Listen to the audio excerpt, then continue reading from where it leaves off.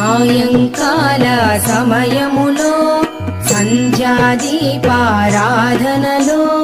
వచ్చును తల్లి మహాలక్ష్మి, వచ్చును తల్లి వరలక్ష్మి.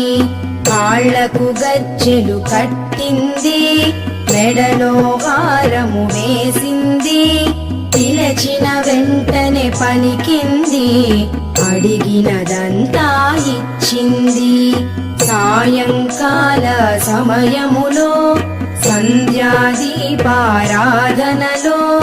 వచ్చును తల్లి మహాలక్ష్మి, వచ్చును తల్లి వరలక్ష్మి.